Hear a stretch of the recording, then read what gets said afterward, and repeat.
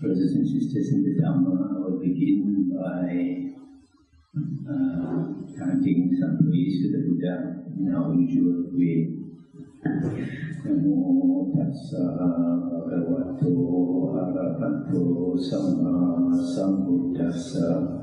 Namo tassa bhagavato arahato samma sambuddhassa. Namo tassa bhagavato arahato samma sambuddhassa. Today is the first time I come to this Philosophical Society at talk. Yesterday I arrived in Manila, and it's the first Dhamma tour in Manila I'm making. So I've been asked to give a talk tonight on the mechanics of rebirth. I guess basically because some people have questions about the soul, whether the soul exists or not. Now before we come to talk about rebirth, let us talk about death first. When somebody dies, the doctor will examine that person, and if the heartbeat has stopped and the breathing has stopped, the doctor says that person has died. Has he died? He has not died, because there are cases where a person, even after 2 days, wakes up. So if they have cremated the body as soon as the doctor says he is dead, that would be a big mistake, isn't it? So when the doctor says that person has died, it's what we call clinical death. It's not death according to the Buddha. According to the Buddha, a person dies when 3 things stop. First, the consciousness stops working. The vital energy, sometimes we call qi in Chinese, stops. And the third thing is the body heat. Now, out of these 3 things, the only one you can detect is the body heat. So, when a person dies, you find his body is still warm. And it takes some time before the body cools down, sometimes even 4 hours or 5 hours for the body to cool down.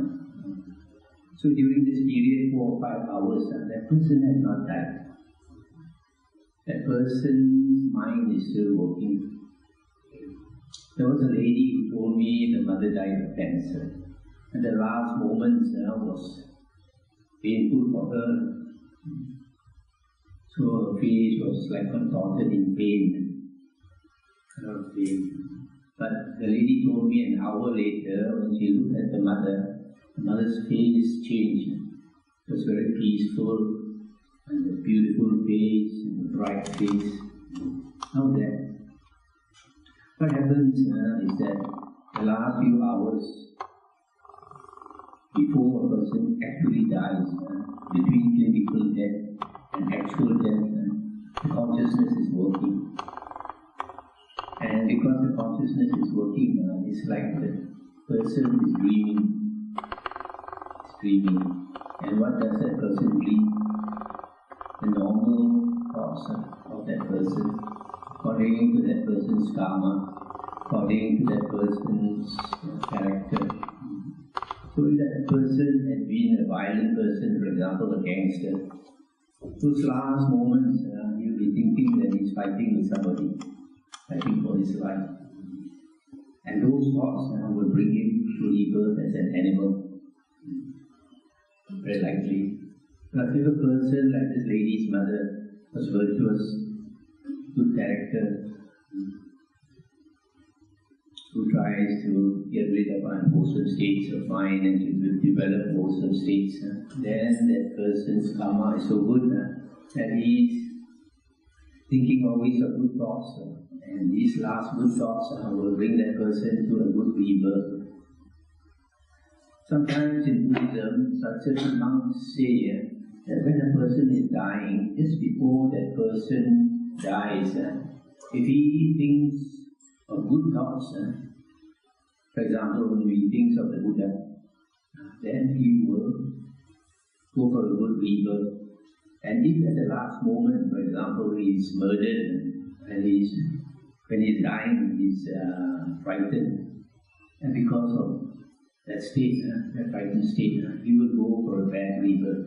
That's not true, not according to the earliest discourses of the Buddha. Nowadays in Theravada Buddhism, we have two main schools of thought among the monks. One is certain monks like me, we stick to the original teachings of the Buddha, which is the 5 earliest Nikayas, collections of the Buddha's discourses. This one, we follow this because the Buddha said that these two teachings, the true Dhamma, will last 500 years. And we find that 500 years after the Buddha's passing away, new books appeared. New books like Mahayana Sutras, Abhidhamma, commentaries, and other books like Visuddhimagga.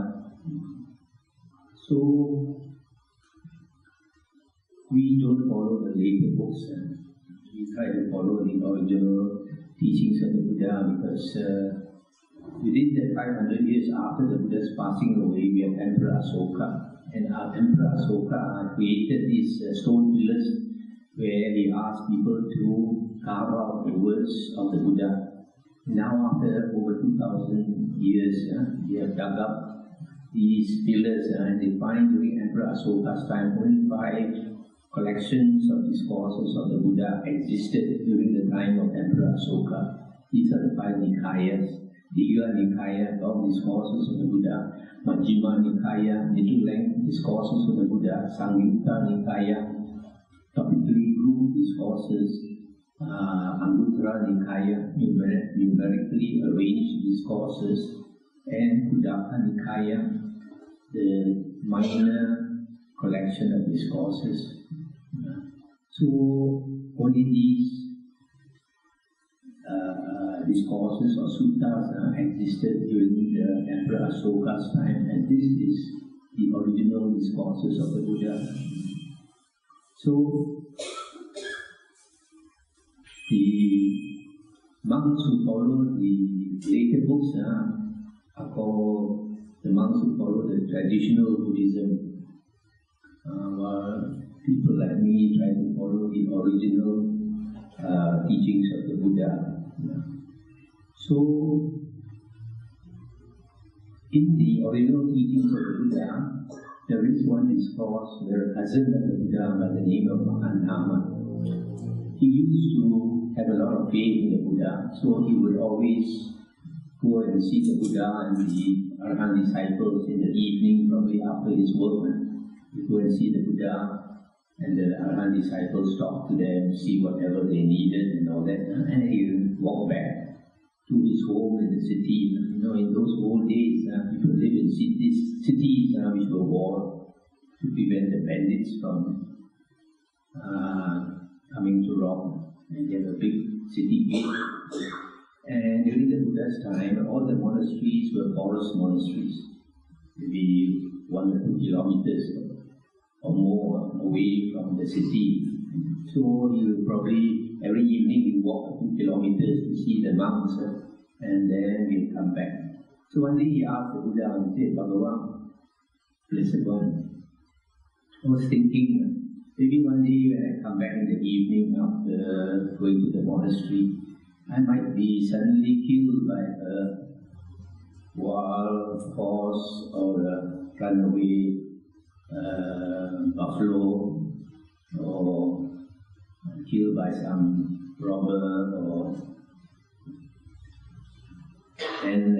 whatever, and have a frightening death.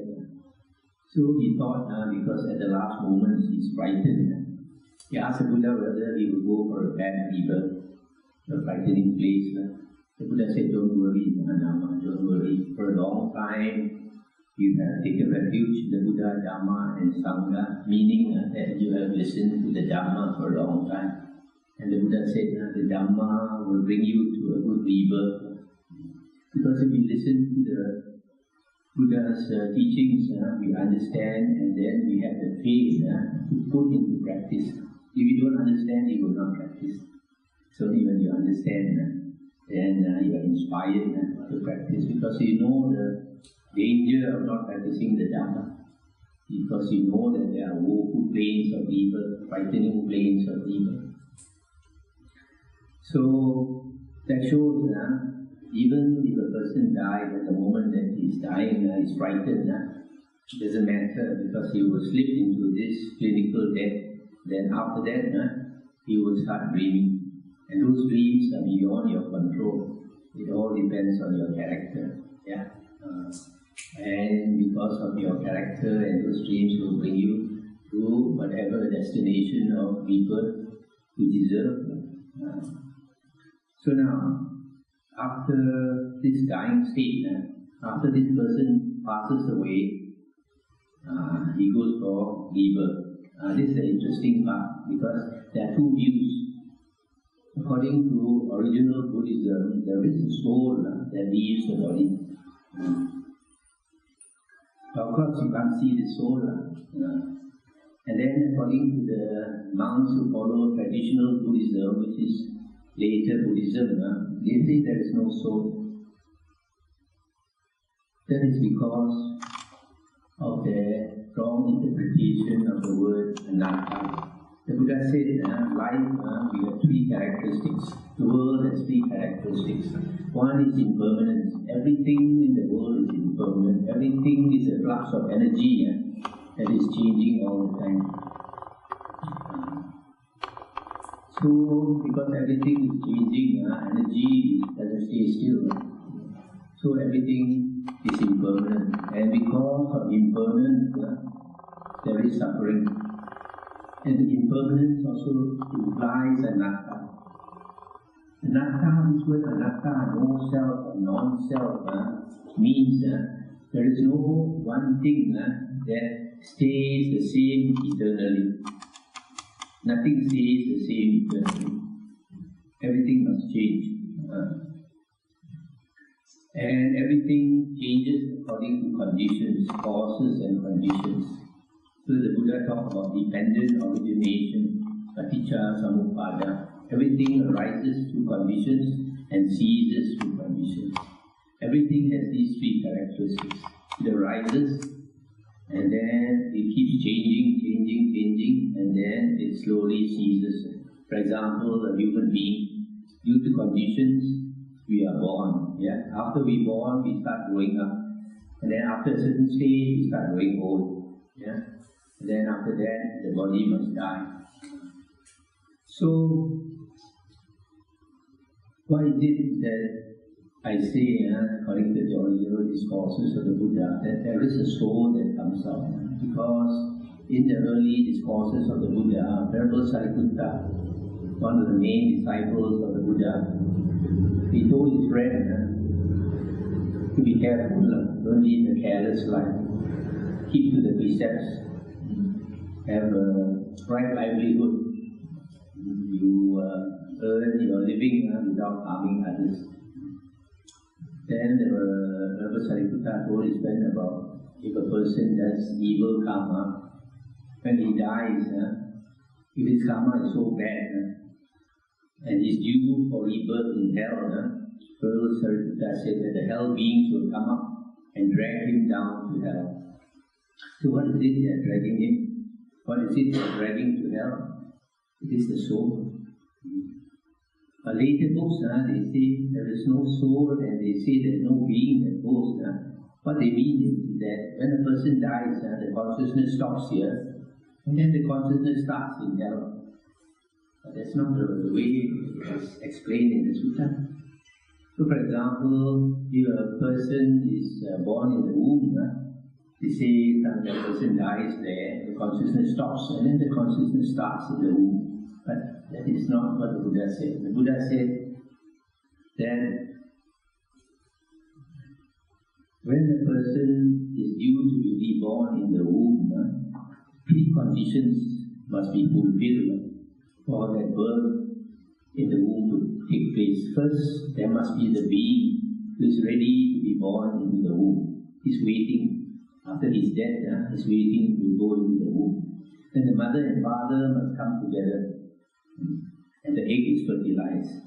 After the egg is fertilized, then only, and also the third condition is the second condition, the mother must be in the right season. Union of mother and father, and then the mother is in the right season, the egg is there, that is fertilized, and then that being can enter that egg, lodge itself into that egg. So there is a being that enters the egg. And also according to the Buddha's discourses, when you have consciousness, consciousness cannot exist by itself. It must come together with body. Consciousness must always come together with body. Body and mind. Every being consists of body and mind. And this mind basically is feeling, perception, volition, and consciousness. So the Buddha talked about 5 aggregates: body and feelings, perception, volition, and consciousness. This is basically body and mind. So that's why there is a soul.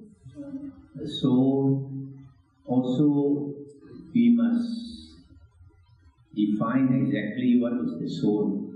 The soul, according to the Oxford Dictionary, the soul is the spiritual part of man, often assumed to be permanent. It is only assumed to be permanent by certain religions, for example, Christianity and Islam. So they say, for example, somebody dies, and if he's a good person, he will go to heaven forever and ever. If he's an evil person, he will go to hell forever and ever. But not in the Buddha's teachings. Then nothing is forever and ever. Even if you fall in love also, it's never forever and ever. You like to think that it's forever and ever. And they live happily ever after. You should read all the fairy books, story books. So this impermanence will bring along suffering, because whatever gives us happiness, we attach to it. We don't want to part from it. But in life, there always is parting. So we have suffering, and also because everything is permanent and changing. The Buddha said there is no self, nothing that remains the same. Everything is changing. So it is this misinterpretation of anatta, the word anatta, that people say there is no soul, because their understanding of the soul is that it is permanent, and not necessarily. The Oxford Dictionary did not define the soul as permanent. It only says that some people assume it to be permanent. Now the Buddha says there are 5 destinations of rebirth. Later books say there are 6. The Abhidhamma, so there are 6 destinations of rebirth. In the earliest discourses of the Buddha, only 5. 2 are happy destinations and 3 are woeful planes. The happy destinations are heaven and the human realm, and the 3 woeful planes are the ghost realm, animal realm, and hell beings. The Buddha also said that rebirth takes 4 forms, the 4 types of rebirth. One is the egg born, the other one is the womb born, another one is moisture born, the other one is direct transformation. Sometimes it is said to be born of the spirit. So the Buddha also said that the lowest is the egg born. The egg born is sometimes called the doubly born. Born twice. Why? Because it must enter the egg. Once. Then when it comes out of the egg, it hatches, is born the second time. That's why it's called that newborn. The Buddha said the egg born is the lowest of these four types of birth. Slightly higher is the womb born, and slightly higher is the moisture born, and slightly higher is the direct transformation. The Buddha in the Samyutta Nikaya, Buddha said a lot of things that a lot of other religions don't explain in detail. The Buddha talked about heavenly beings and talked about the lowest heaven consists of the four Chatu Maharajika Devas, the four great heavenly kings, and below them are the lowest devas, including Nagas. Nagas are serpents, snake spirits, and then Garudas, sometimes called Supanas. Garudas are birds, half bird, half man, that attacks the Nagas, eat the Nagas. And then you have Kumbandas, and then you have Gandhabas. Gandhabas sometimes are known to be musicians. Also, fairies in the trees are also called Gandhabas. And Buddha talked about the fairies in the trees. Some reside on the bark of the tree, some like to reside in the softwood, some like to reside in the hardwood, some like to reside in the branches, some like to reside in the leaves, some like to reside in the roots, some like to reside in the flowers. So, when the Buddha talked about the Nagas and the Garudas, the Buddha said that the egg-born Garuda will attack the egg-born Nagas, but they will not attack the womb-born Nagas, and they will not attack the moisture-born and the direct transformation Nagas, because they are the lowest form of Garuda. And then the second stage Garuda, which is the womb-born Garuda, they will attack womb-born and eat the womb-born Nagas. They will eat the egg-born Nagas, but they dare not attack the moisture-born Nagas and the direct transformation Nagas. And then the third stage, which is the moisture-born Garudas, they will attack the moisture-born, the womb-born, and the egg-born Nagas. And then the highest, the direct transformation Nagas will attack all four because they are the highest. So you see this order of beings, even in the Deva realm. Now this egg-born, we are quite familiar, isn't it? Egg-born creatures, for example, snakes, chickens. And then the womb-born, we know certain animals, human beings. Now moisture-born, there are two types. One is the low and one is the high. The low one is those worms and all that are born in the feces, dirty places. The higher ones are like the cloud devas, born in the clouds, moisture. And then the direct transformation, we have low and high also. Direct transformation means they don't go through an intermediate stage. For example, go through the egg stage, go to the womb stage. At the moment they die, they directly transform into the being that they are going to be reborn into. And what are these? One is the lower ones, like the hell beings. Hell beings, when they come out of the body, they are already a hell being which will be dragged up. They have the form of a hell being. Another one is ghost. When a person is going to be reborn in the ghost realm, 1 or 2 days before that person dies, his soul will already be a ghost, and sometimes it manifests. You can see that person 1 or 2 days before he dies, the face change into an ugly ghost face. Last year, one of our devotees, the mother was dying of cancer. This young man called me up because he was very frightened. The mother was dying of cancer, and just 2 or 3 days before she died, her face started to change into the ghost face, and he was frightened, and he called me up. So we have to know these things before they happen to us. If you know all these things, you know the dangers, you will take the steps, you will be prepared, isn't it? So this is the so we are talking about the direct transformation. So this is the lower one. The higher one is the devas. The devas, the moment they die. Just now I told you about the lady who was dying of cancer. The face was in pain. Then after 1 hour, she looked like the Devi. She's going to heaven.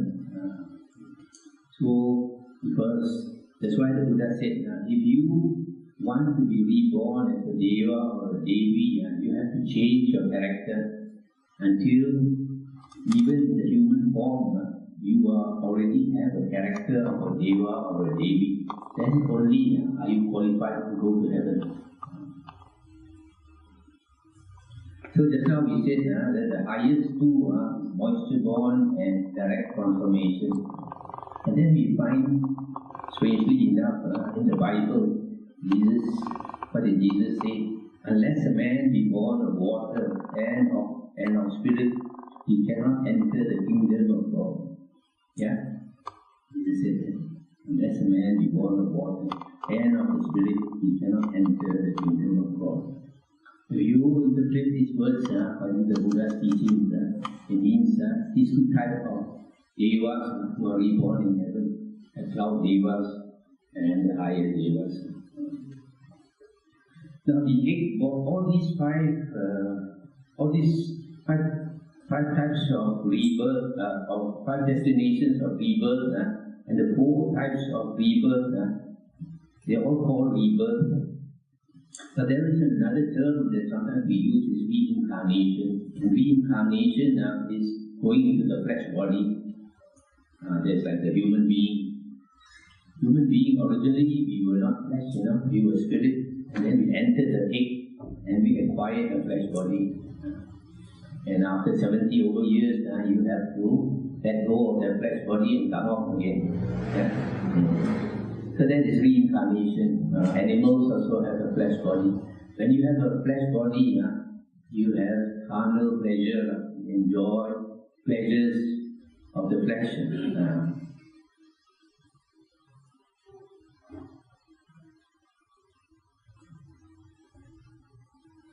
Okay, so the egg born, how we are reborn, you all are quite familiar. Just like the womb born, the egg must be fertilized. And once the egg is fertilized, that being enters that egg, and then is born once, and then he has to wait for some time before he hatches out of the egg and is born again. And then the womb born also, you are familiar. Humans, we enter the womb, plot ourselves into the egg, and have to wait 9 months before we come out as a human baby. And then the moisture born, I have already described to you, and the direct transformation, I also have described to you. Now the Buddha talked about 4 nutriments, ahara, 4 nutriments for the maintenance of beings that have come to be, and for the assistance of those about to come to be. What are these 4 nutriments? The first one is edible food. The Buddha said that all beings need food. Whether you are a Deva or a Devi, whether you are a human being, whether you are a ghost, an animal, even hell beings, we need food. As I told you, the Buddha said a lot of things that many other religions don't talk about. And when the Buddha described hell, the few types of hell, the Buddha said there's a being that has fallen into this, for example, this sea of excrement, or river of excrement, and that person is in that hell, in that river of excrement. Everywhere is shit, and he's swimming to get out of that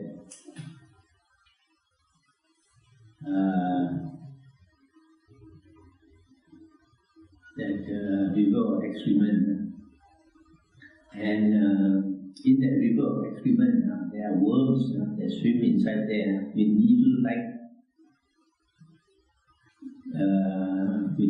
in their mouth. And this being in that hell will be poked by these worms, and the worm will poke through his flesh, will poke into his bones, and suck his bone marrow, suck his blood. So he keeps swimming about and is attacked by all these worms. So he's trying to get out. So eventually he swims to the bank. And then he swims to the bank, he finds there's 2 or 3 guys waiting for him there. Then they ask him, what do you want? And he's exhausted and hungry and thirsty, and he said, I'm very hungry, very hungry.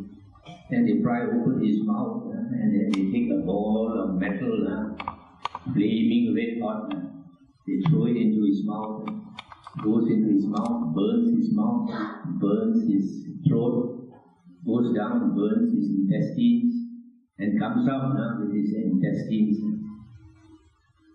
So he was already suffering in that river of excrement. Now he's tortured again because he was hungry.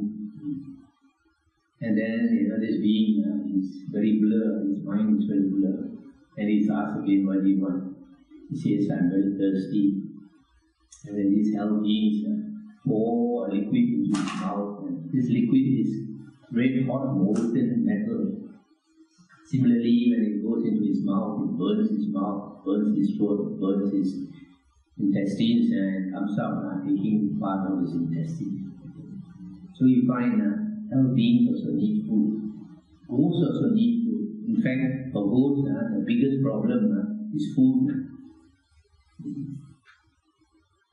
So even devas also need food. Devas, they have a different kind of food.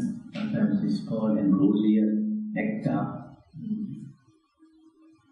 And the Buddha mentioned sometimes devas, they have so much happiness, so much things to play with in heaven, and they keep enjoying themselves with sensual pleasure that they forget to eat. And when they forget to eat, suddenly they may die, come down. So edible food is the first thing. Secondly is contact. So edible food maintains our body. Contact maintains our mind, because when we have contact at the 6 sense basis, the 6 sense objects give us pleasure. For example, we like to go sightseeing, go here, go there, see beautiful sights, which is pleasure.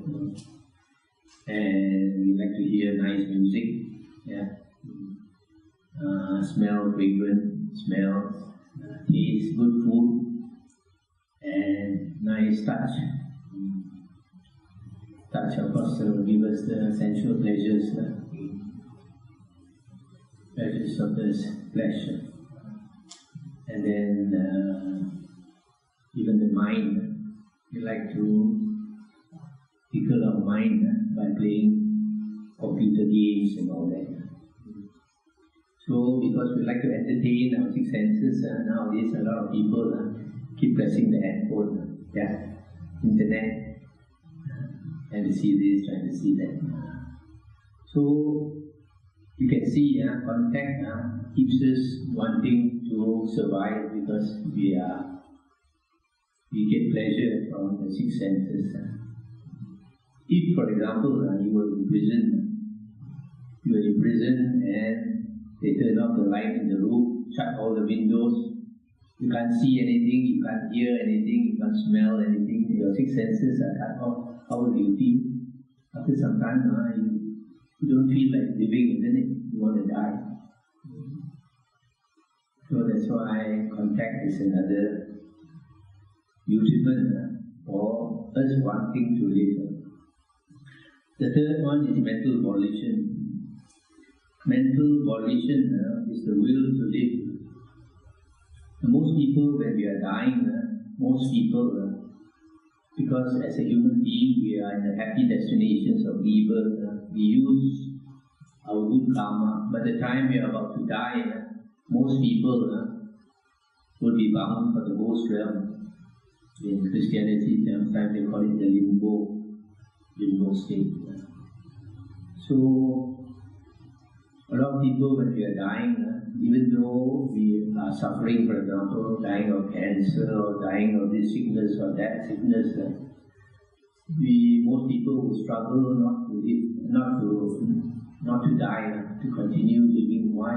Because the last moment before a person dies, he can see where he's going for rebirth. And if he sees that he's going for rebirth in the ghost realm, he's so frightened that he doesn't want to die. Especially people who have created very evil karma. Sometimes you find some people, they're supposed to die already for months, they will hold on until they're all skin and bones.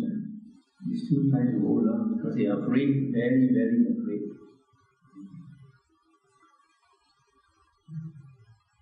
I was told by a couple in Singapore that their friend was dying of cancer.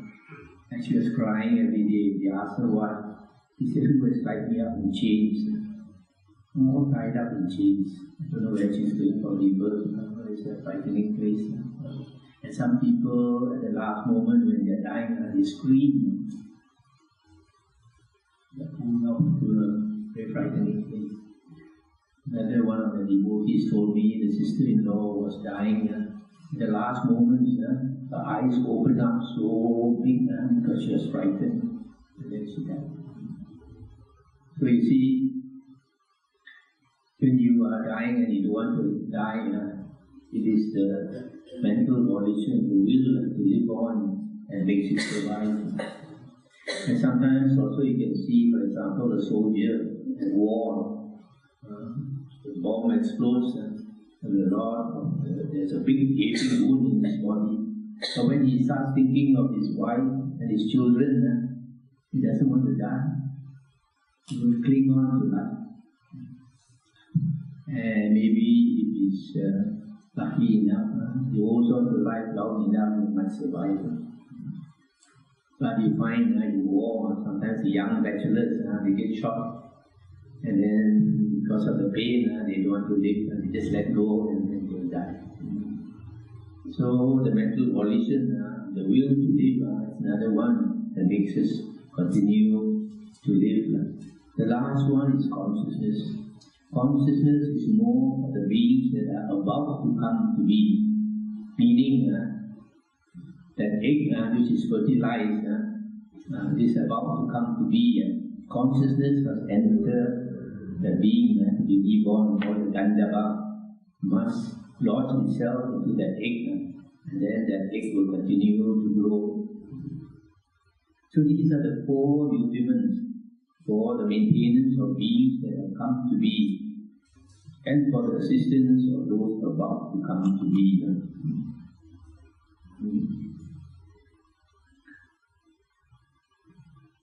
So I will talk a little bit of some evidence why I believe there is a soul that comes out of a person's body when he dies.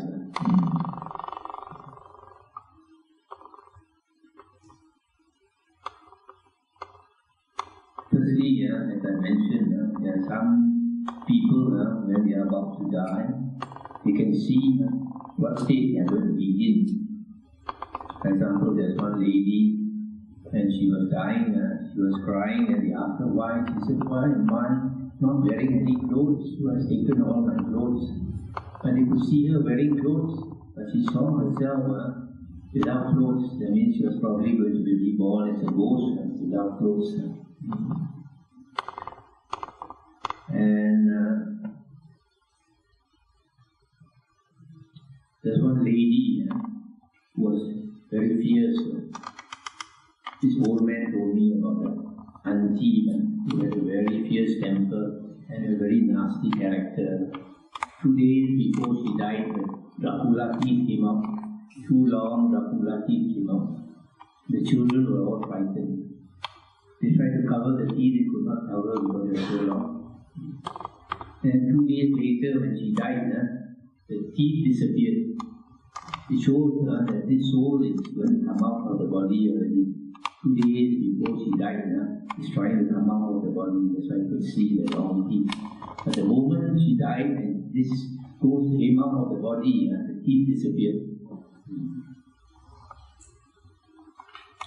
Another one is, a lady told me about the neighbor who used to slaughter pigs.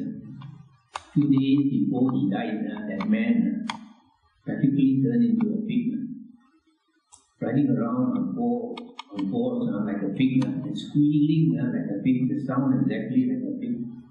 So this lady told me when she heard that, all the hair stand up. And then another person told me of the neighbor who used to shoot dogs, was employed by the government to shoot stray dogs. So after shooting dogs for many years, just before he died, he also started to behave like a dog, running around on fours and barking like a dog. The whole family was scared. Another one is an interesting case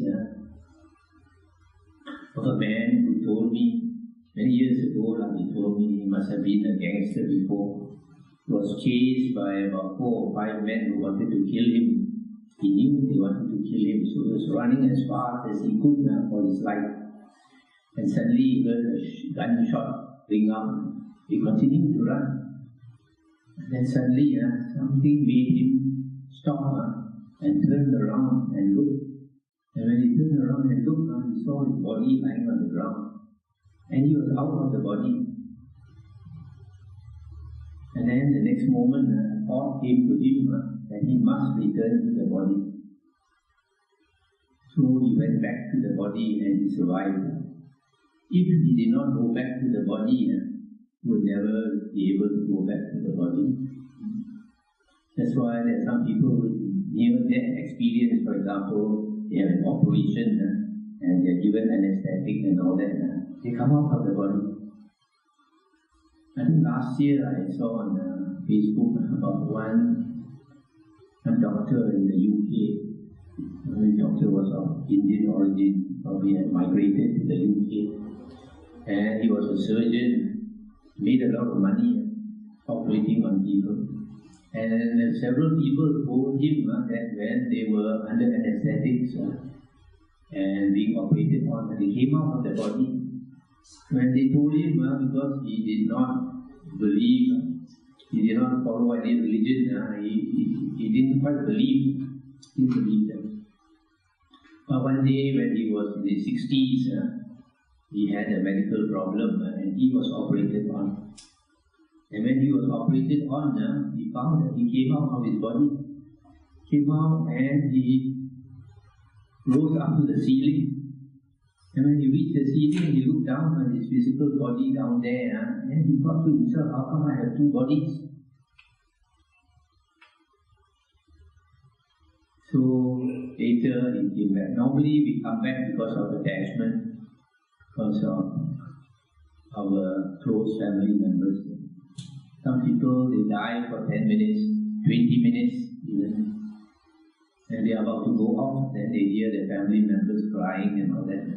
And they cannot let go and come back. Many cases. There was a book written by a doctor, Dr. Moody, I think, Life After Life, interviewed about 150 people who had died either on the operating theatre or in an accident. Even came out of the body. They saw the light, they went through a tunnel, saw the light and all that, saw a being that had a lot of love. They wanted to go off with that being, because of attachment to family members, they came back. So all this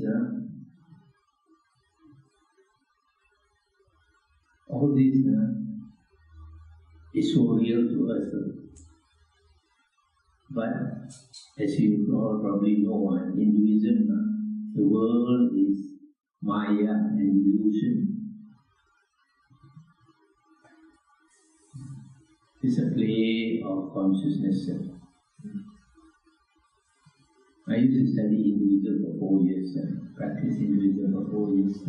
And there was a holy man who said that an enlightened being, the ordinary being, sees himself in the world. An enlightened being sees the world in himself. when a person is enlightened and develops the mind to be boundless, then he finds that the whole world is inside his mind. Normally you perceive the world is out there. Yeah, you are this body and the world is outside of you. But actually, when you examine closely, what you see is actually light that impinges on your eye. And this light, after impinging on your eye, creates consciousness. Consciousness arises. And because of this consciousness, you see the world. So the world is not out there, but the world is in the consciousness, and this consciousness is inside of you. So that is exactly the Buddha's teaching also. The Buddha said that consciousness is like a magician, creates a show. And you see yourself like in a dream, life after life. That's why in Hinduism sometimes they say you are pure consciousness. Also what the Buddha said, and nowadays quantum physics is verifying what the Buddha and the Hindu sages have been saying all along. I stop here for a while and I invite questions.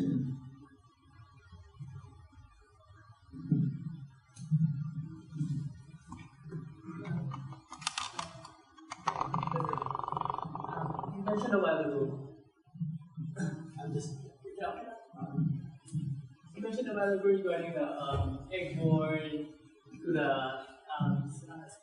transformation, direct transformation, spiritual transformation.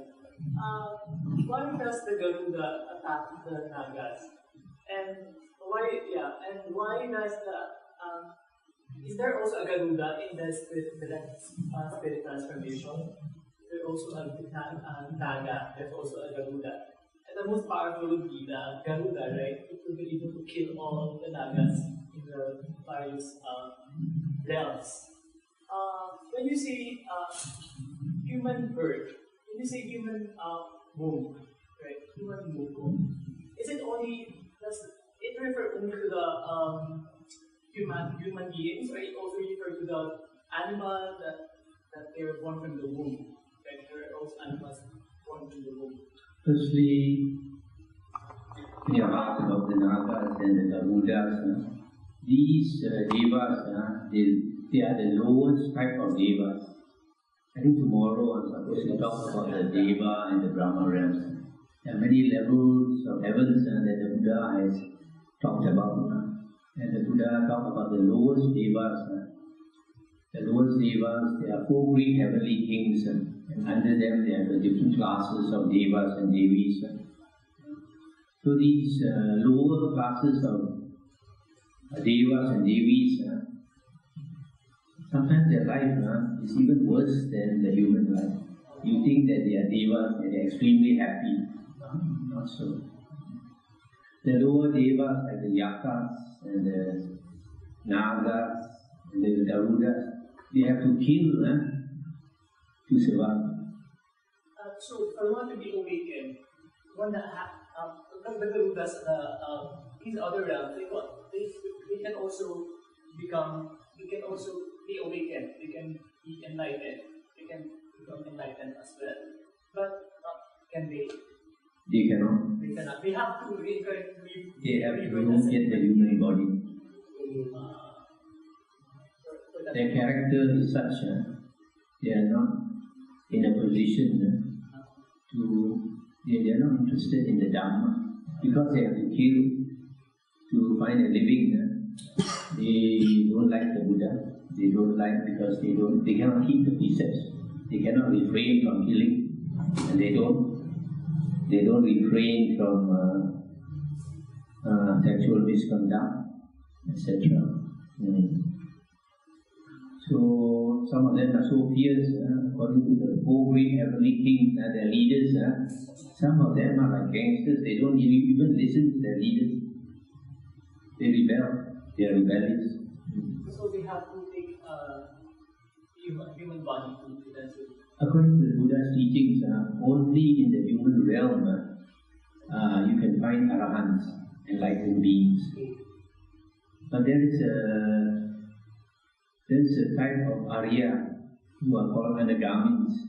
They have reached the third stage of fruition. In the Buddha's teachings, you have 4 stages of fruition. First, you get the path, and the path, the same lifetime will turn to fruit. So the first fruit is the Sotapanna. The second fruit is the Sakadagami. The Sotapanna has a maximum of 7 more lives before it enters Nirvana. Okay?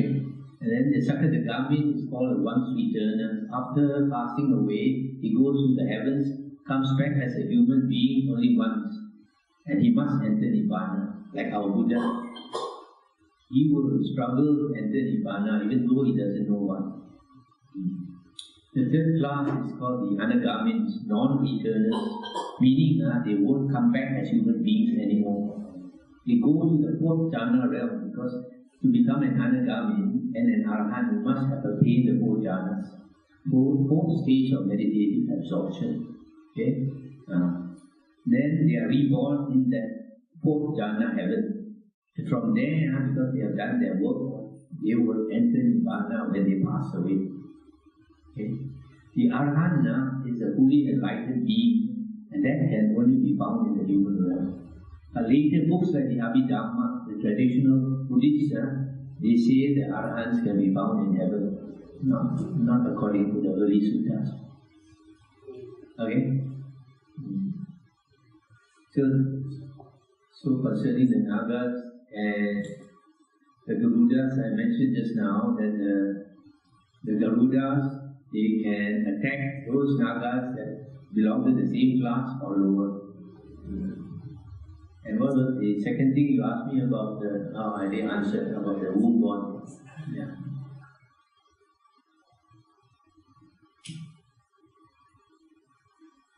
Even some of the lower devas, they are womb born.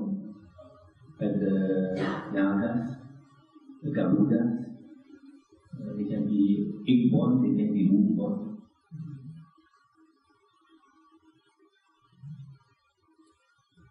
Any other thing?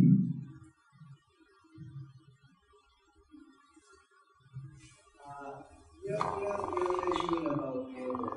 About what? You mentioned about heaven, and I heard it from you now. The question is that heaven was referred as to, or likely to be, as we call, usually called as a Devachanic world or Deva's world, or Devachanic world, something like that. Devachanic, Devakan world.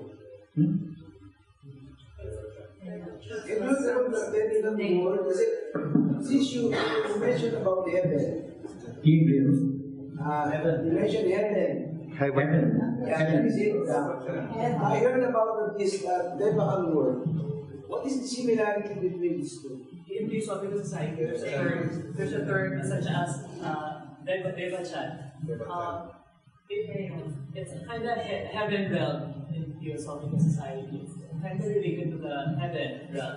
When one dies, eventually the body dies, 7 bodies die, and then eventually the ultimate spirit will return to that realm, heaven realm, or Devachan. It's called Devachan in Theosophical Society. And your question, brother, what's your question regarding the Devachan and heaven? Are they the same? Yeah. What is the similarity? Because I was quite confused. Because in the Theosophical Society, the Devachan world is something that in the long run will dissipate. Because the Devachanic world is quite an energy. But he is referring, what I mean is that the kind of heaven that he's telling us, was that any similarity of it? When you mentioned about the rules regarding heaven, it's not permanent, right? When you mentioned nothing is forever. Heaven is not forever, hell is not forever. I think it's the same, because eventually the consciousness after the Devachanic realm, after the stay in the Devachan, eventually it will have to come back to go on, to continue its journey towards awakening. It will come back again to continue its journey. So I guess it's the same. It's not permanent. the stay in heaven realm is not permanent, right? Yes.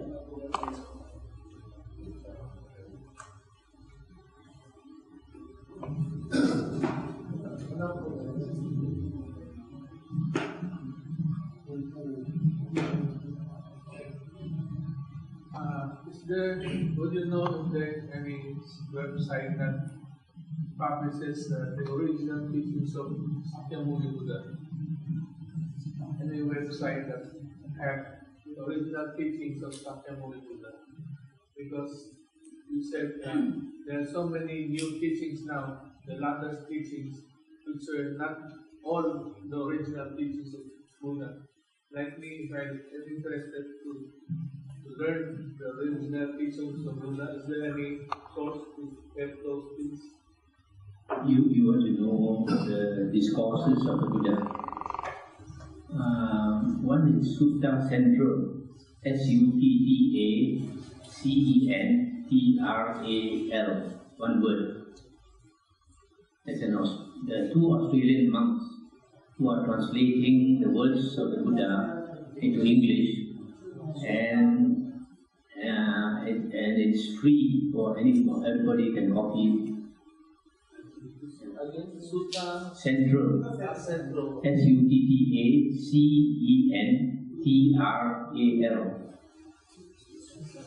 one word. Okay. Another one is Essence to Insight, ACCESS, one word. Access to Insight, INSIGHT.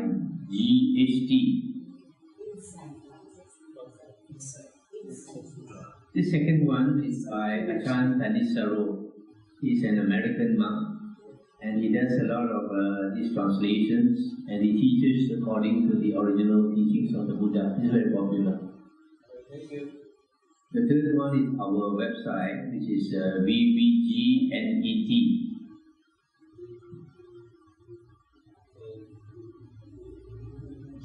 I brought some books and I gave to Brother Mon, and he didn't bring it. They are available at the At the back there. Yeah, so you can. Okay, good. So before you get What is the sutta that speaks about pure consciousness? Wait. So in our website, vbgnet.org, vbgnet.org. In our website, you will find I have spoken on the five Nikayas, and these talks on the five Nikayas can be seen on YouTube. So if you type, for example, Dhammabuddho, that's my Pali name. You just type Dhammabuddho and these things will come up. I'm one of the few monks who teaches the suttas, the original teachings of the Buddha.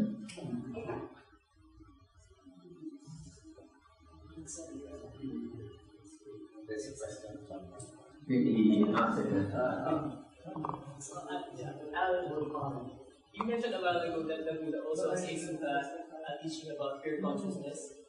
What is the name of this sutta?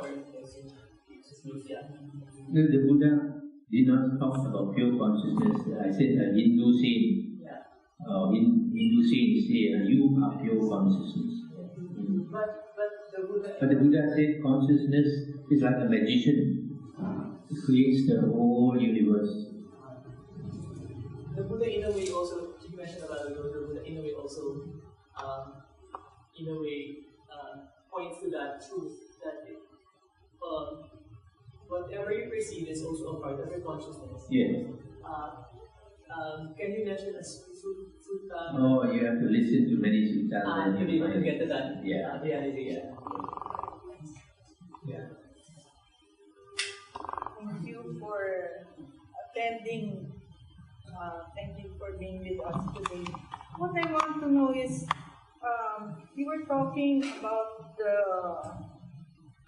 consciousness leaving the physical body. Right. And how it will affect, the final thoughts will affect the life or the consciousness after death. what happens to soldiers who suddenly die in the battlefield? For example, what's happening now is the U.S. just bombed Syria, okay? U.S. and allies. I'm thinking about the soldiers.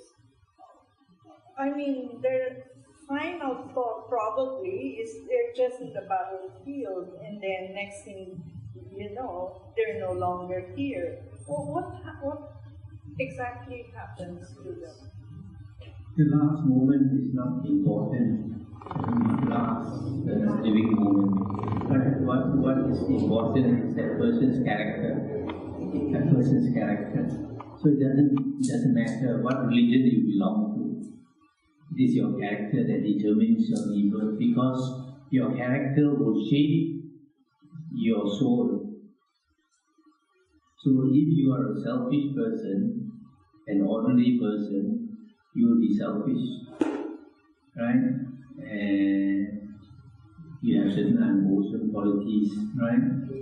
And that normal, average human being will go into the ghost realm. You don't have to do much evil, because as a human being, we have a good life. We eat well, we sleep well, we watch the internet, we watch shows, videos. You can go touring to America, to Europe, to China, etc. Some people go on cruise ship, etc. You are using up your blessings. So unless you know how to replenish your blessings, by the time you die, you find that most human beings are going to the ghost realm. That's why most human beings, when they die, they are frightened. Even though your religion promises you that you will go to heaven, you find at the last moment you are frightened, because you didn't know how to develop, how to obtain the blessings. And the Buddha gave a formula. Very important to know this formula. The Buddha said, Dana, Sila, Bhavana. 3 ways to get blessings. Dana is generosity, doing charity. This is a basic thing. Sila is moral conduct. Moral conduct means keeping certain precepts and not harming people. And what are these important precepts? There are 7 precepts that are extremely important. These 7 precepts curtail your body action and your speech. Body action, you can do evil by 3 ways. By killing. For example, some people like to go hunting. They are rich. They go and buy a gun. They go and shoot wild boar or shoot chickens or whatever. So killing is one. The other one is taking what does not belong to you, what belongs to others. In other words, stealing, cheating also. For example, cheating in business. And the third one that you can do evil is adultery, sexual misconduct. So this is 3 evil karmas through your body, and through your speech. The 3 evil karmas is lying. First one is lying. Second one is divisive talk. You hear A saying bad things about B, you go and repeat to B. You tell B, last night A said this and that, and you cause them to quarrel or to fight. So the second one is divisive speech. The third one is vulgar, coarse language. Using coarse language to scold people, vulgar words, etc. The fourth one is idle gossip, wasting your time, talking rubbish, telling tales and all that. Being Radio Philippines. So the 7 precepts is not to kill, not to steal, not to commit adultery, not to lie, not to engage in divisive speech, not to engage in coarse speech, and not to engage in idle gossip. So this is the second way. So the first one, generosity, doing charity is easy to do, because usually people they have extra, they give a bit. They are not like Bill Gates. Bill Gates is different. He gives 95% of his wealth away. Yeah, but most of us, even 5% we find difficult to give away. Yeah, so because dana, charity is easy to do, it has the least merit. Slightly difficult is sila, keeping your precepts is harder to do, so it's more meritorious. These two are basic human conduct. If you don't have these two, practice generosity and moral conduct, the Buddha says you have no chance to come back as a human being. You will go to the woeful place. So this is a very basic being a humane person. That some people, we have a human body, but we behave like animals. Sometimes even worse than animals. Animals are not too bad. They kill because they want to survive. They don't kill for fun. So these two. Then the third one, the most difficult to do is bhavana. Bhavana is development. Development of your character, development of your mind. These things the Buddha explained very clearly how to practice these things.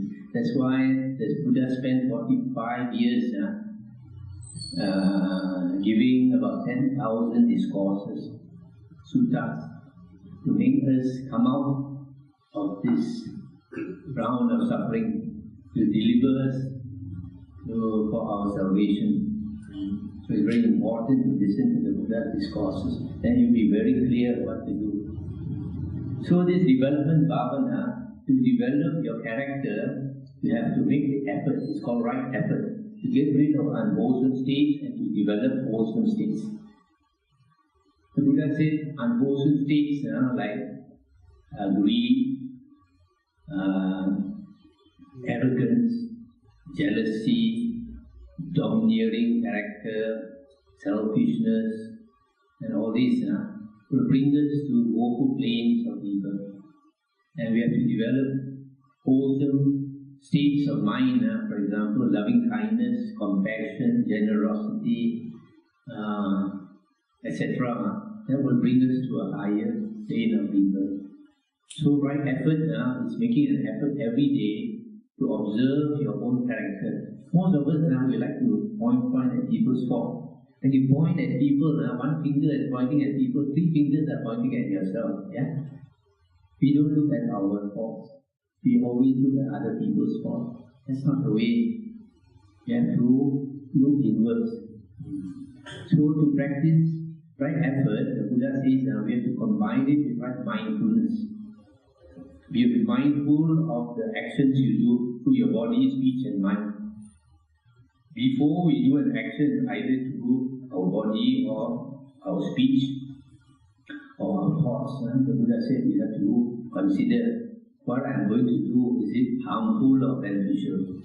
If it's beneficial, I should do it again and again. If it's harmful, I should stop doing it. Don't repeat it. Yeah? So before you do, you consider. While you are doing also, you consider. And after you have done also, you consider. For example, one day you lost your temper and you scolded your mother. The next day or 2 days later, you have to think, why was I so stupid? Scolded my mother, I should not have done that. You try to make up for it. So that's why if you keep reflecting like this before, during and after, then your karma, your three actions will be very pure. Yes. So another thing is to be observant of our body, the nature of our body. The nature of our body is to grow old, is to become sick and to die. The Buddha says the body is an ungrateful thing. However much you take care of it, it's not going to please you in the end. It will give you pain, it will give you suffering. If you attach too much to it, it will give you a lot of suffering. The Buddha said those things that give us happiness are the same things that give us sadness and sorrow. The ones that we love most, when something happens to them, you can't take it. Yeah. So we go on the round of evils and we suffer along the way. And sometimes this memory goes, if the pain is so deep, it goes from one lifetime to another. Then you mature, spiritually you mature, and slowly you become a monk like me or a nun.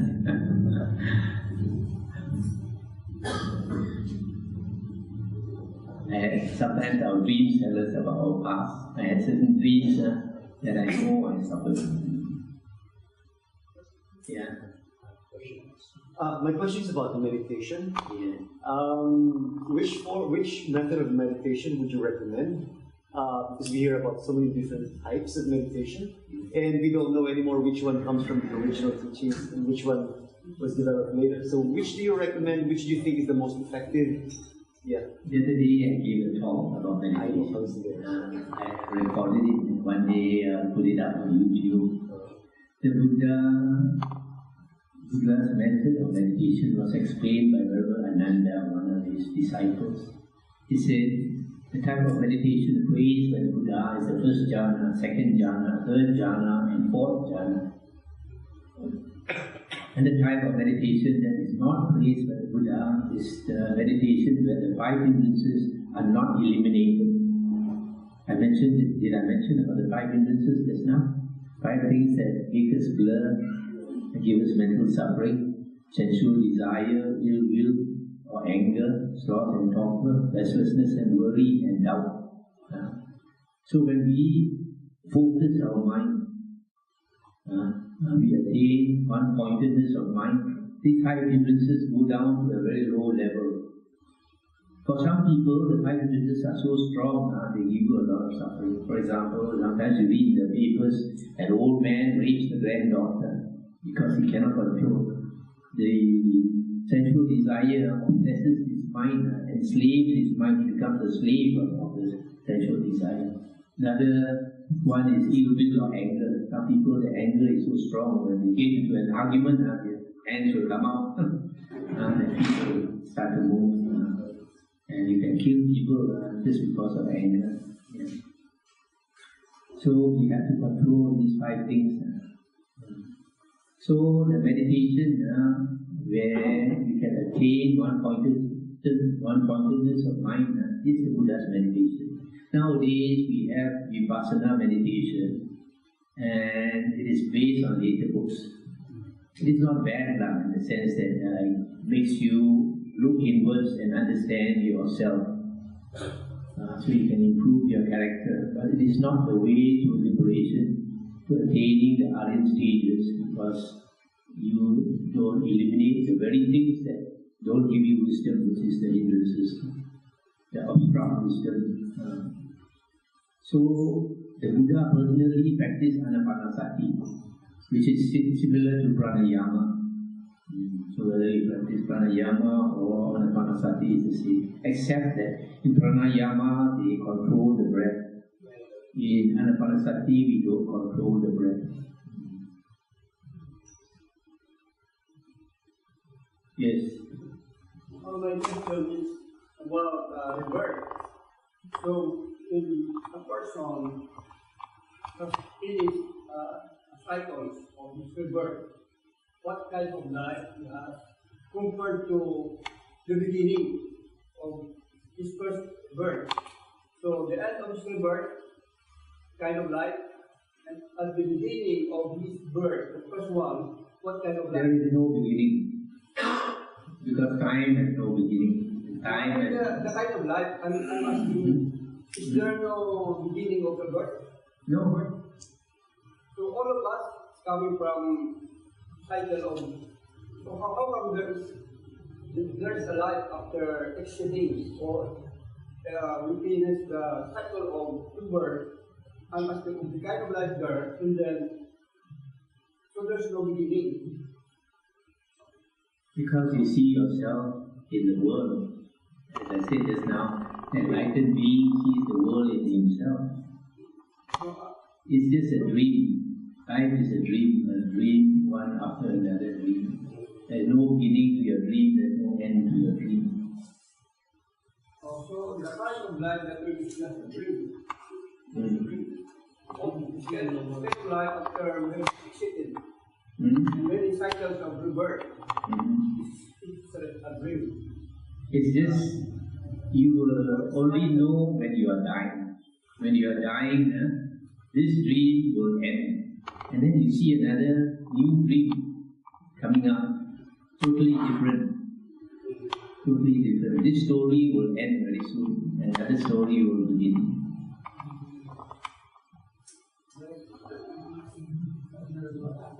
I'd like to ask ask about meta-Brahmana. What is its place in the original teachings of the Buddha? And to what realm, if theoretically if a person just practices meta-Brahmana, what realm is he going to be? The Buddha himself did not practice these things, but he spoke about them mainly because the Brahmins used to ask him. The Brahmins want to be reborn with Brahma. The Brahmins believe that the highest Deva is Brahma, Maha Brahma, so they want to be reborn there. But they don't know how to get rebirth there. So they ask the Buddha. The Buddha says it's very clear about how to get to the Brahma heavens. Buddha said, if you ask somebody from a certain town how to go to his town, he might hesitate to tell you how to get to his town. But the Buddha said, you ask him how to go to the Brahma heavens, he has no hesitation to tell you exactly how to get to the Brahma heavens. And the Buddha said, first you must attain the first jhana. After you have attained the first jhana, your mind is strong. Yeah? And after your mind is strong, you radiate loving kindness, metta, loving kindness. The first quarter, second quarter, third quarter, fourth quarter, all around the world, you radiate loving kindness, boundless. Yeah. The second quality, the Buddha said, is karuna, compassion. In the same way, after you attain the first jhana, you radiate compassion. Third one is joy. Mudita. The fourth one is upekha, equanimity. So the Buddha said, if you radiate loving kindness to the highest stage, then you will attain the beautiful. Because you have love and you radiate love everywhere, the love comes back to you. You find the world is full of love, and then the world becomes a beautiful place. The whole world becomes a beautiful place. So you probably be reborn in a world, in a heaven, where everything is so beautiful. There is love everywhere. Have you practiced loving kindness, this karuna, compassion, radiant compassion to the highest stage? You attain the base of boundless peace. Your mind will open up, just like boundless peace. Last time I read about Hindu saint who was talking to his disciples, and suddenly he closed his eyes. And then after a while he opened and they asked him what happened. He said somewhere in Japan the fishing boat is sinking and people are dying. So his mind has opened up. He knows what is happening at the other end of the world. So compassion, the highest stage, is attain the base of boundless peace. And then joy, you radiate joy everywhere. The highest stage is the base of boundless consciousness. The consciousness pervades everywhere. And then the fourth one, upekha, equanimity. The mind opens up, and if your mind is equanimous, you realize basically there is nothing. Everything is a figment of your imagination. Like in Hinduism, they say you are the creator. God is inside you. You have the nature of God inside you. That's why Jesus said, man is made in the image of God. Yeah? Not the physical body.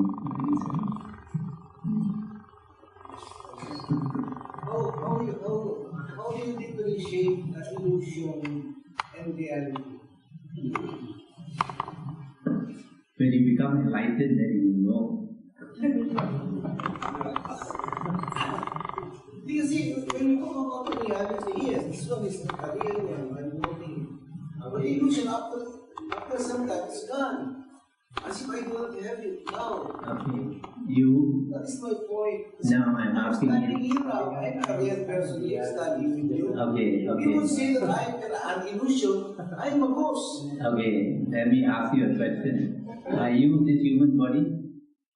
Huh? Are you made of this human body, flesh and blood? No. No. You just answer me. Are you made of flesh and blood, are you this human body?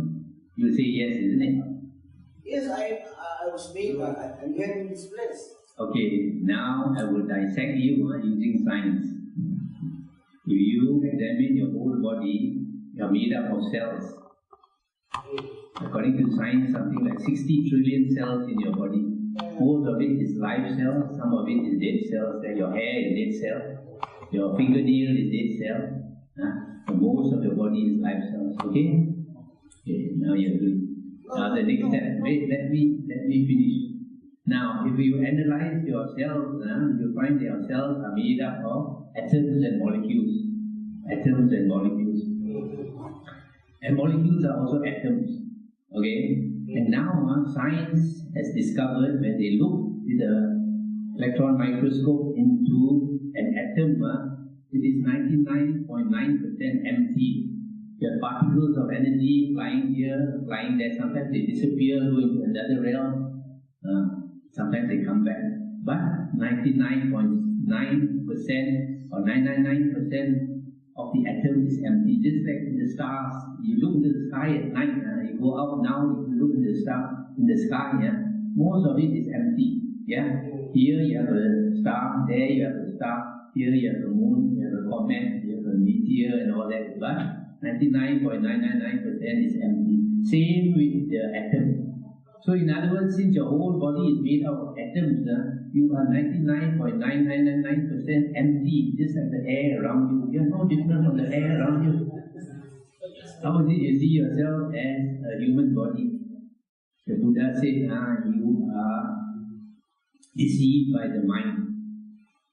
Because the mind perceives the world through your eyes, through your ears, through your nose, through your tongue, through your body, through your mind.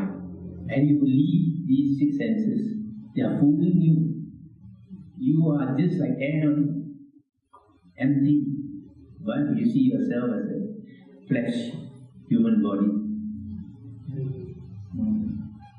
So we think that the eye sees the world. The eye does not see the world. If I give you a quick operation, put your two eyes on the table and ask your eyes to see, and the eyes see. The eye is just like your spectacles. It helps you to see, but it is not the eye that sees. So what is it that sees? It's your consciousness. It is your same consciousness when you dream at night. You have no eyes, yet you see another world. You see yourself as the main actor in your dream. Yeah? You're not using the eyes. How come you see at night? How come you see in your dream? It's your consciousness that creates the whole world, just like now. Okay? Another question?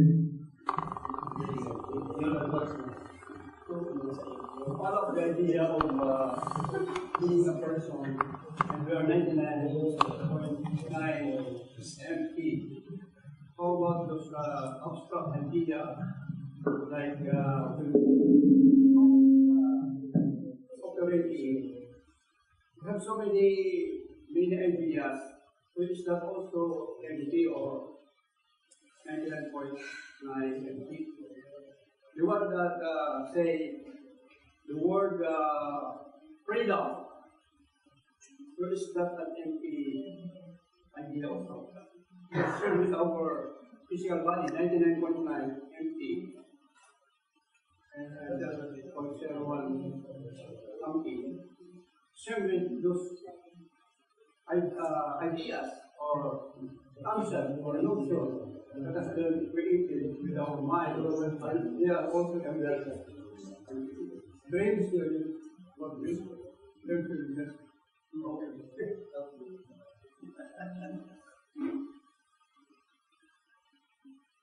same thing, the abstract idea in the body.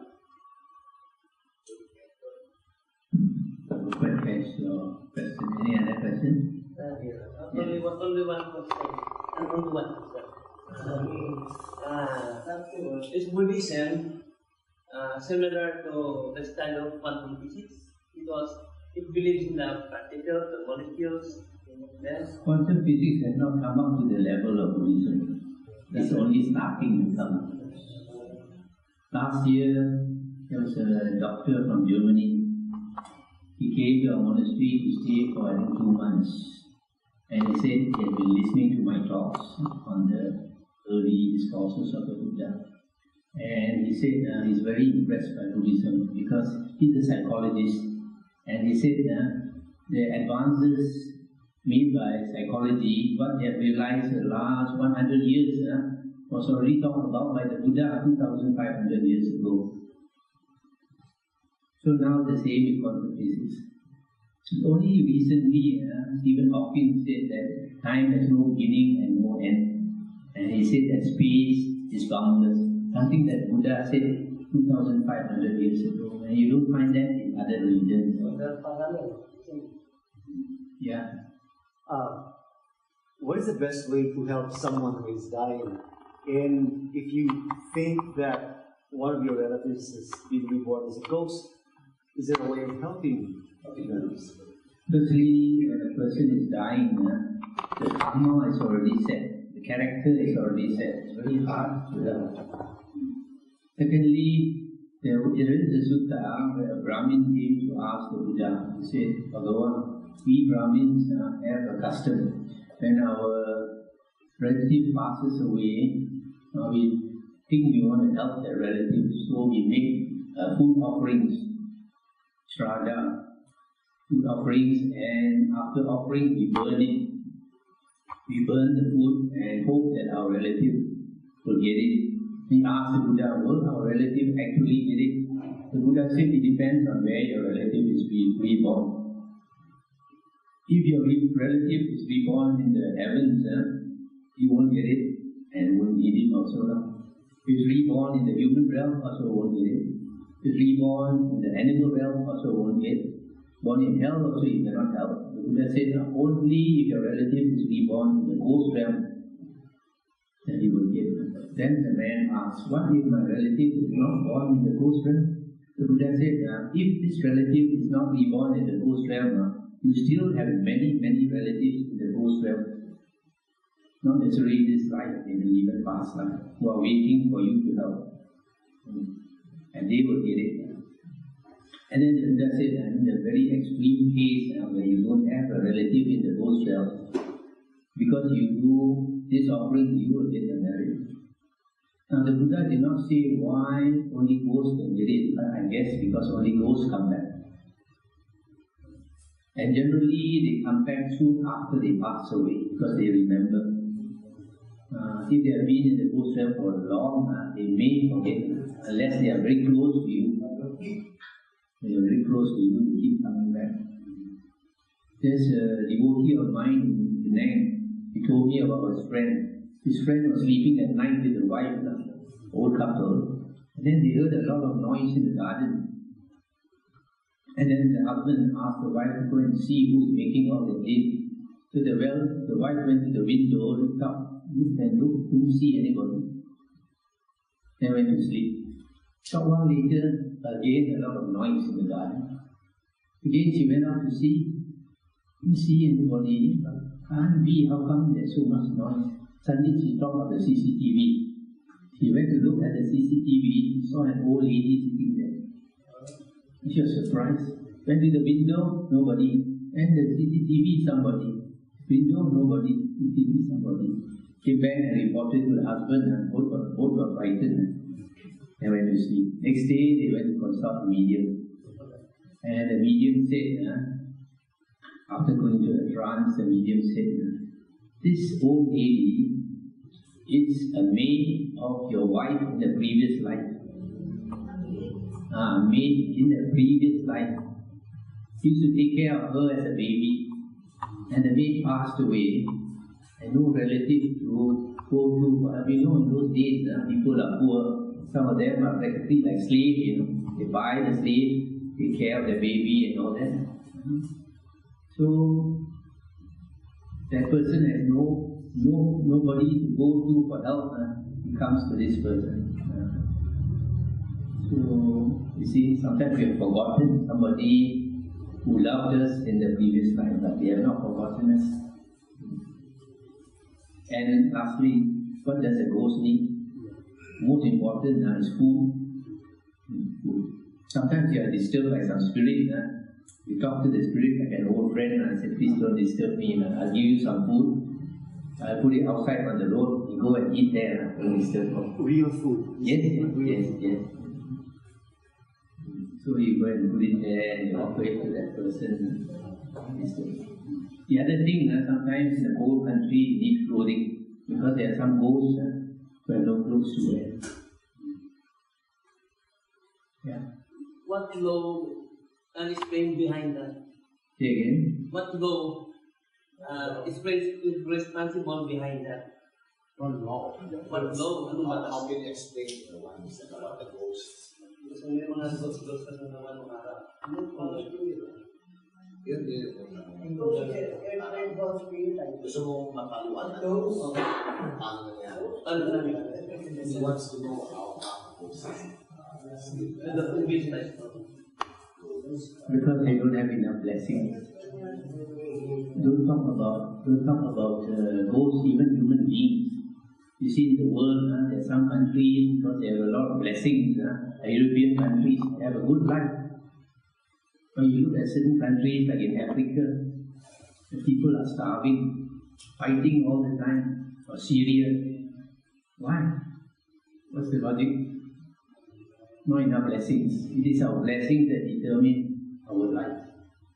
So we have to create the blessings by this formula: dana, sila, bhavana, charity, moral conduct, and cultivation to improve your character and to improve your mind. That's how I mentioned to improve your character.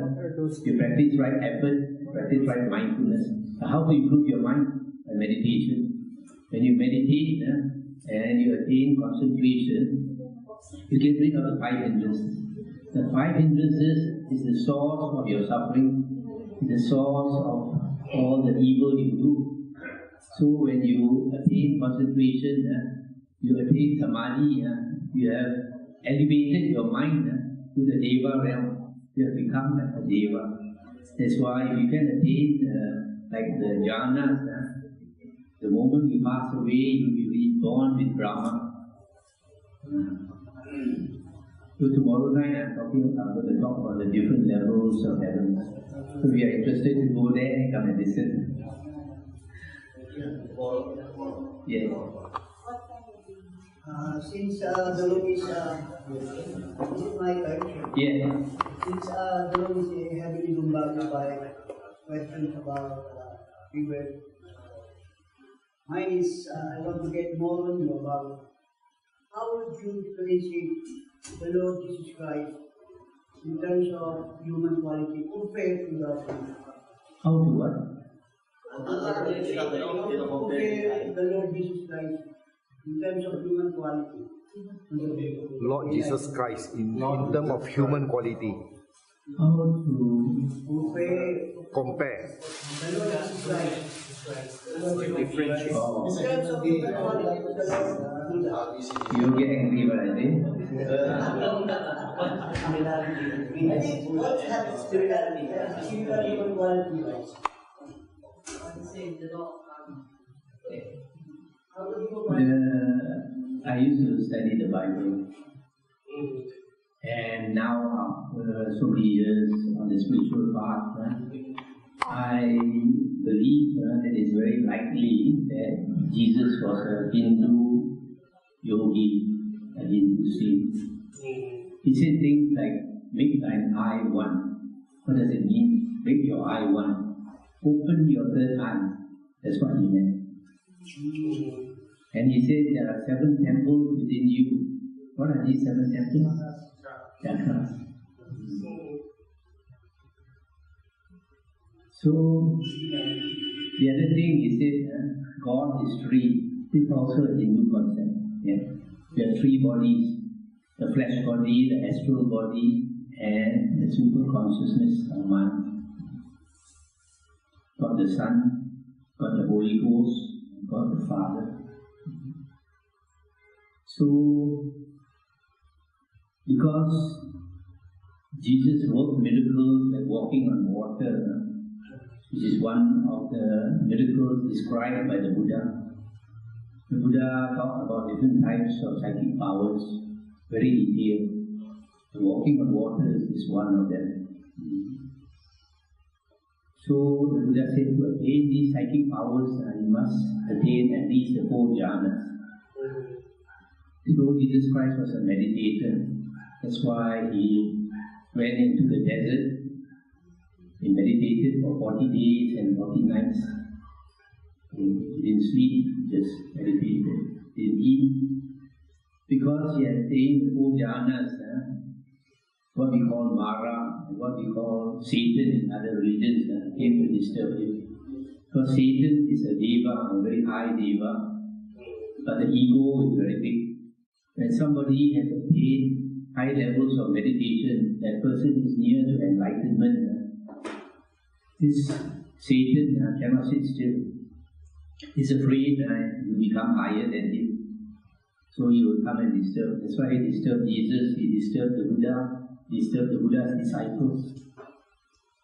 And the Buddha before enlightenment was disturbed by Mara. After enlightenment also, Satan came to disturb him, told him, don't teach what you know, don't teach to others. Because Satan wants everybody to stay in samsara. Everybody goes off to Nibbana, he has no friends. No one to tell.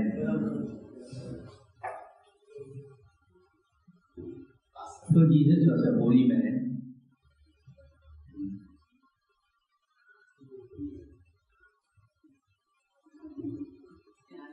Yeah. There was a book which was lent to me before, and it says that Jesus was a bodhisattva. I just forgot the author of the book. There's another question I'd like to put in. The first is not a question, but this one is a question. Is that the reason why there is the sutra of Siddhikarma for the dead? Siddhikarma is not in the original teachings of the Buddha. It's not in the original. So who came up with the Siddhikarma? Say again? Who came up with the Siddhikarma? Oh. The Buddha said his true Dhamma. Say again? Personal Dhamma. No, the Buddha said his true Dhamma, Sat Dhamma, meaning the real discourses, the actual discourses spoken by our Buddha himself. The Buddha said this will last 500 years. What he meant was, for 500 years after the Buddha's passing away, there is no pollution. And after 500 years, there will be pollution. In certain other discourses, the Buddha also said, the true Dhamma will not disappear as long as the false Dhamma has not surfaced. But when the false Dhamma surfaces, people find it difficult to recognize what is the true and what is the false. And the Buddha said, slowly the true Dhamma will disappear. It does not disappear suddenly like a sinking of the ship. It will disappear slowly. And the Buddha talked about real gold and false gold. When false gold appears in the world, people cannot distinguish between real gold and false gold. And then there's a problem we have nowadays. So we find that 500, the original Dhamma of the Buddha is what I mentioned, because the Buddha said his true Dhamma will last 500 years. So within the 500 years after the Buddha's passing away, that Dhamma was unpolluted. And during these 500 years, we find Emperor Asoka, who lived about 250 years after the Buddha's passing away. Emperor Asoka was so devoted to the Buddha, he carved out the words of the Buddha. He got men to carve out the words of the Buddha on stone pillars by the roadside. And now, after 2,500 years, people have dug up these stone pillars. And they find that during Emperor Asoka's time, there were only 5 Nikayas. There was a true Dhamma, 5 collections of the Buddha's discourses. Nikaya means collections. The long discourses of the Buddha, Digha Nikaya. The medium length discourses of the Buddha, Majjhima Nikaya. The topically grouped discourses of the Buddha, Samyutta Nikaya. The numerically arranged discourses, Anguttara Nikaya. And the minor collection, Sutta Nikaya. These are also called the Pali Sutta. So these, all these five Nikayas, the suttas, I have spoken and explained. And when I go back, I will send. Are you a member here? I used to be. Because I will send some to the Theosophical Society. I will send some to Mon. I will register my name. I know the coaching, but I haven't been here for about 10 years.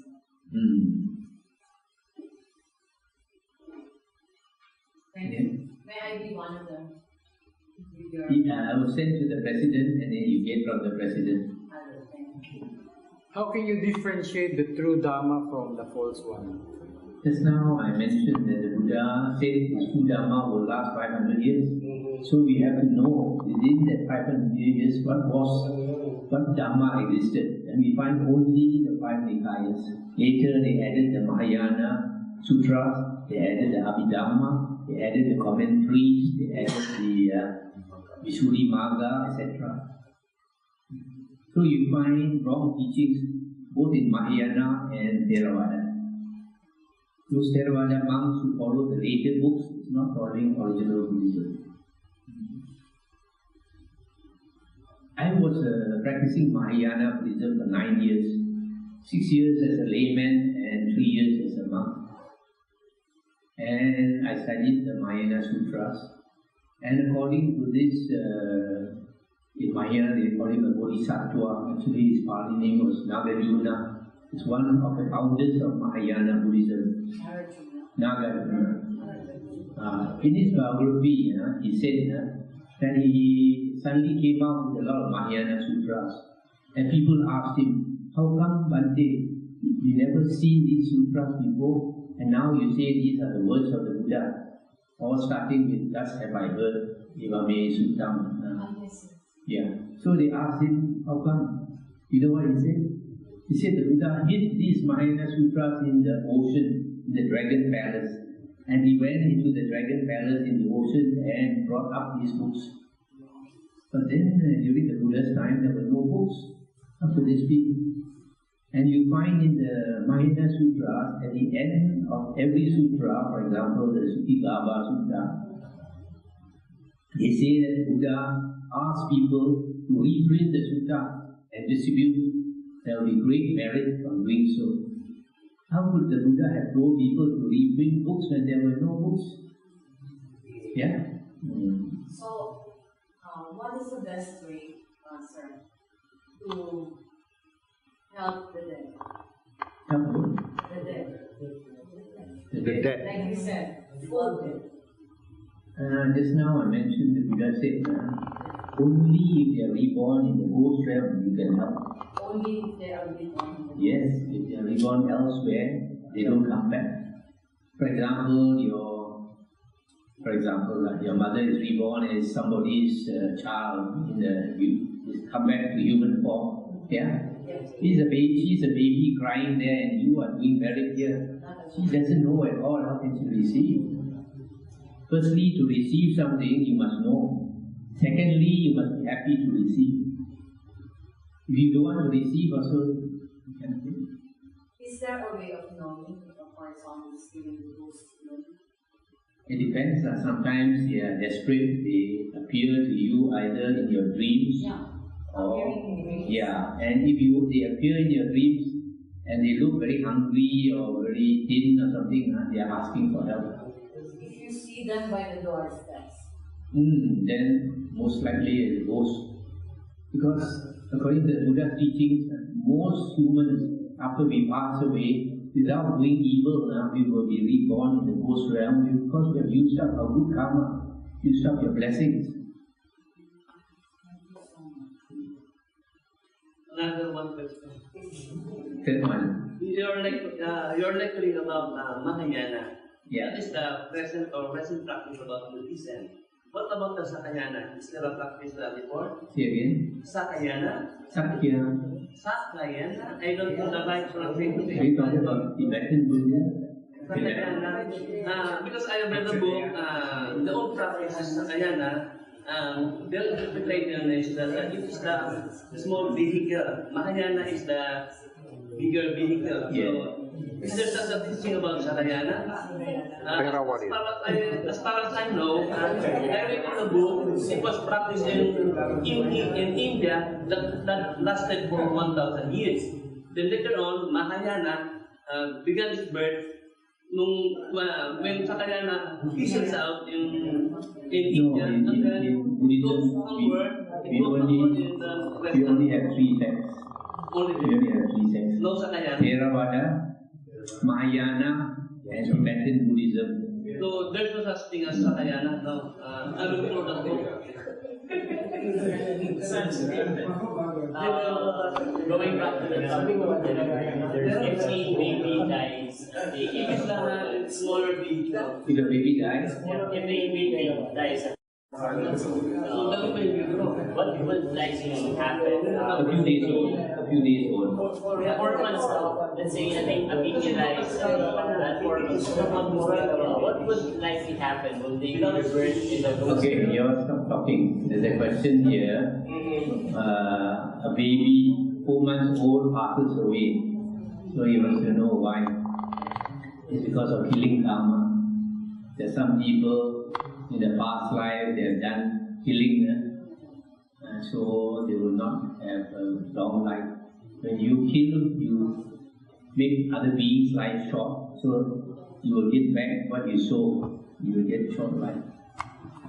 Where does that baby go, the consciousness? Depends on the karma. Will it matter how the baby dies? Because we have baby who died because of suffocation and age for that. Doesn't matter. It's karma. If your karma is due for your death, there'll be a way that you will die. Accident or whatever. Are you lecturing on Medicine Buddha next time? Say again? Are you lecturing about Medicine Buddha later? Medicine Buddha. Medicine Buddha. No, that is not original Buddhism. I wanted to ask about your anapanasati meditation. In common with other meditation practices, it focuses on the breath. But my understanding is anapanasati focuses the breath on the anapana. Here, I think no, it's not. It doesn't follow that. A lot of monks, they tell you that you have to focus at one point. Yeah. That's not what the Buddha said. The Buddha said that you are mindful of your breath, and at the same time you are mindful of your body. So it's not necessary to focus at a particular point. If you want to follow the breath, go down, you have moment, feel free to do so. If you feel you can notice your breath at your inside your nostril, do so. Whatever suits you. It's only later books at the Visuddhi Marga. They teach that you have to focus at a particular point, either the tip of your nose or your upper lip. That's what they say. So in your monastery, do you provide the training for the 4 jhanas, the progression or In our monastery, we have a schedule, daily schedule. Morning, at the moment, we have quite a relaxed schedule. We start with meditation at 5 o'clock until about 6 or 6:50, and then the lay people go and help prepare breakfast for half an hour. And about 6:45, we have breakfast, and then at 7:45, everybody has to do some work until 7:45 until 9:30. It's about 1 hour and 1 3/4 hour. Either sweep, mop the floor, for the monks, the laymen, they cut the grass. Unless you follow the monks on Pindapata, which is alms round. We go on alms round every day except Sunday. We go to different towns. We go in a van, we collect the food and come back. The extra we give to some poor people. So from 12 until 4, you have free time. After lunch, you have to wash the plates and mop the floor. Then you are free from 12 until 4 o'clock. Then 4 o'clock we are chanting for about 20 minutes. Then after that we go and feed our dogs. We have 9 dogs. And then lay people will go and have their coffee break. Then 5 o'clock we meditate until 6:30. And then 6:30 we listen to Dharma for about 1 hour. We play some of the old teachings and people got questions and we discuss. And after that we rest. So that is the schedule we have now. But every year we have 3 months of what we call the Vasa. Vasa is a range retreat where a monk is supposed to stay in a certain place, not leave it for 3 months. And that is from July to the 28th until October. So for this Vasa, we have 2 schedules. The alternative schedule is you only do half an hour of work in the morning. And then we meditate 8 hours. 4 to 6, and then 8:30, 10:30, and then 2 to 4, and then 5 to 7. So people who like to meditate more, they choose this second schedule. People who don't want to meditate so much, they choose the first schedule. That's for the 3 months you're going to try it out. So if you are interested to come to our place, you can see our books. There is a phone number, and you can WhatsApp to the phone number. Just inform us when you want to come.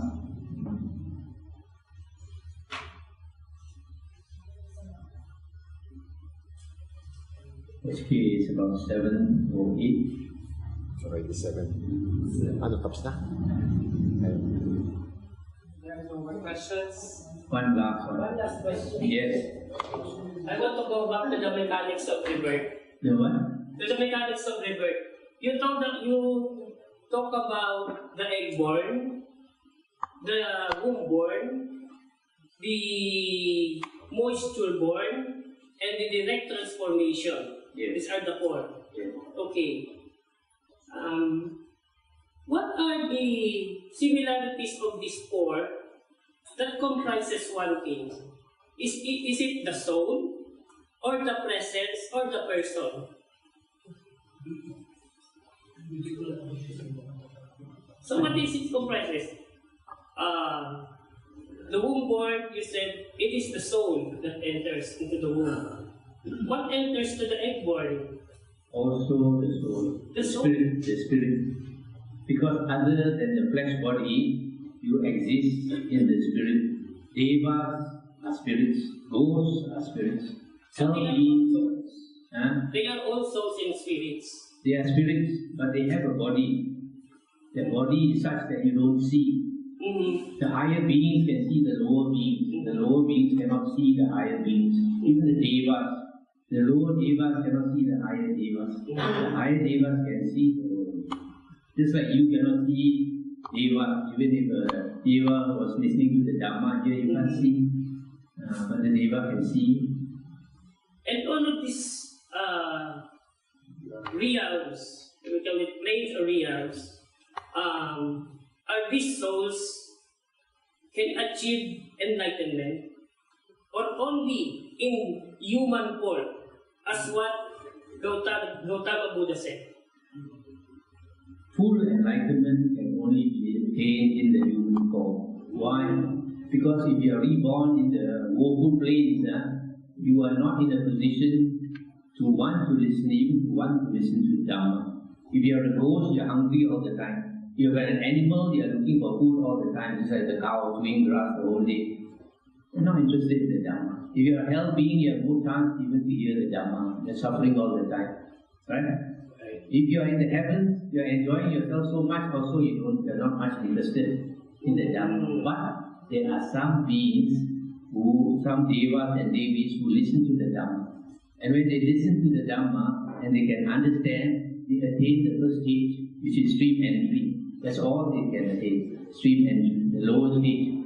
But that is enough to get them on they have already boarded the ship, going out of samsara. But for full enlightenment, why only humans can attain? Because our life is short. Because your life is only 70 something years old, you see impermanence more clearly than other beings.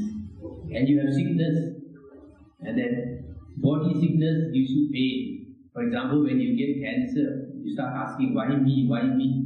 Yeah? Why I should get it, why not other people get it? When you start asking questions, then you look for answers. When you start looking for answers, you slowly come to the Dhamma. A lot of people are not interested in the Dhamma because they don't suffer enough. Suffering is a very good teacher. Without suffering, they are not interested in the spiritual path. Okay. Right? So my ultimate last question. You have been saying last question several times. Because I have asked a while ago if there's teaching other than Mahayana. Okay. I mentioned about Mahayana, you said there's no such thing as that. So, you mean to say there's only one teaching of Buddhism? Yes. I told you there are 3 schools. You didn't hear me? I said there are 3 schools of Buddhism. 3 schools. Among these 3, which is correct, which is one to believe, to practice. All of them. You have not been listening to my talk. Sorry. Please stop here. On behalf of the Philosophical Society, we would like to thank the presence for sharing with us the wisdom of Theravada Buddhism, Venerable Dhamma. Thank you.